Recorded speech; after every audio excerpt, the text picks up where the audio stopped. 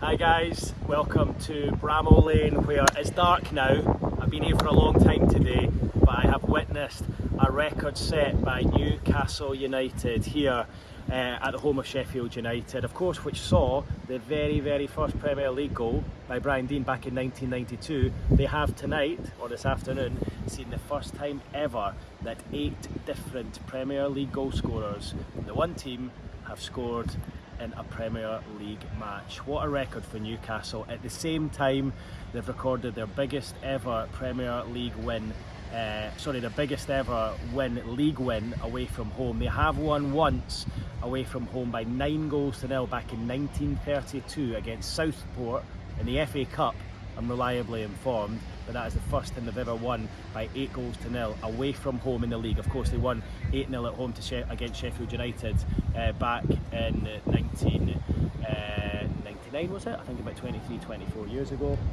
And the team bus, as you can probably see, is just leaving me behind in the background. There it is, the Newcastle team bus, heading back to the northeast following that 8-0 thumping of Sheffield United today. And as you can imagine, it'll be a very happy bus heading back. What a week it's been for Newcastle. That 1-0 win against Brentford last weekend, followed up by the 0-0 performance against AC Milan over in the San Siro, and then that tonight, 8-0 against struggling Sheffield United. They could not have asked for a better week. 3 clean sheets in a row, some great performances, lots of names getting on the goal scoring sheet, and I think that'll give them a real confidence boost going into the next matches. So just looking at the 2 team buses there, just heading past back up to the northeast, those will be 2 happy buses packed with Newcastle United players. What can we take away from that today? Harvey Barnes injured early on. Just spoke to Eddie Howe in the tunnel there. He says he's got a toe injury. He walked out with a protective boot over his foot, so it looks like that might be something that might keep him out for, maybe a short to medium length time. His replacement though, Anthony Gordon, what a difference he made. He was just involved in everything. I thought he was electric in that first half. Sheffield United did not know how to deal with him. You could see he was going to score at some stage, and when he did, what a finish it was with that brilliant thumping, curling effort right into the bottom corner. Thoroughly deserved. He's really beginning to impress at the moment, and Newcastle look like they've got a real player on their hands. I think important for Bruno to get his first goal of the season, and you could see what it meant to him at the end. Then announced that he's about to have his second child afterwards, just after the game. So good to see him back involved at the top end of the pitch, because he has looked a little bit frustrated in recent weeks. And also for Sven Botman to score his first ever goal in an 8-0 win and keep a clean sheet at the same time. So lots to be happy with, lots to be proud with moving forward.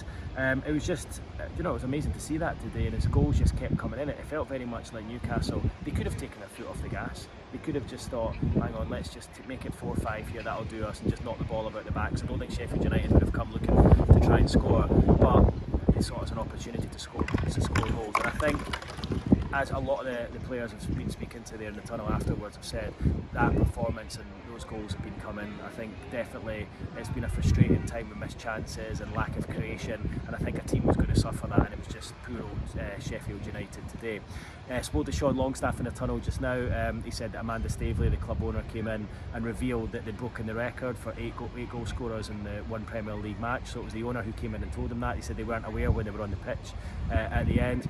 Also had a quick chat with Fabian Scher, and said you're about the only one who did score there today, and which he wasn't too happy about being reminded. But he had a bit of a wry smile on his face, and I think for him the most important thing was that they kept that clean sheet, given the fact that they'd maybe been leaking 1 or 2 goals at the start of the season. That was a bit uncharacteristic when you look at the way Newcastle played last season. But listen, what that did today was it dispelled the myth that European football can be tiring for players, because yes, they've had 5 days, best part of 5 days since they got back from Milan, but I just think the way they attacked that game showed that the players have got a lot of energy, and they're able to do this. And I think what Eddie's done well with the team is he's not just come in and changed 8-9 players, he's tinkered with it a little bit. So it was a different front three today in the shape of Almiron, Wilson and Barnes. He changed the top end, but he doesn't come in and hack the team apart and put different players in centre back and centre midfield, and he just tries to tinker with it slightly, and I think that really worked for them. So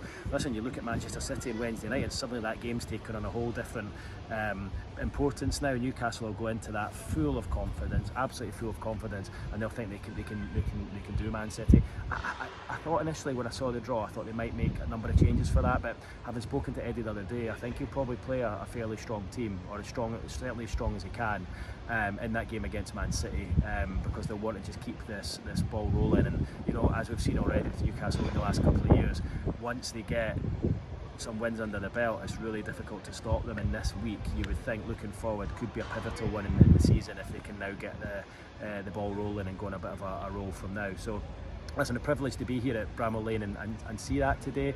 One other thing I want to add, I thought it was really touching before the match when the family of young Maddie Cusack, 27-year-old Sheffield United midfielder for the Sheffield United women's team, came out onto the pitch following the sad death of their daughter, their sister, on Wednesday, and it was a real poignant moment for the club here, I thought. And it was, by all accounts, I'm told that the mum and sister of Maddie only decided this morning that they were going to go out onto the pitch, and it's quite a very sad and sombre moment. But to see the Newcastle United supporters sort of stand up at once and just begin this amazing round of applause that everyone joined in on, and it kept going for a good couple of minutes, I thought was amazing. And it was just a really touching tribute from the club and the fans, and just shows how classy football fans can be in such a moment.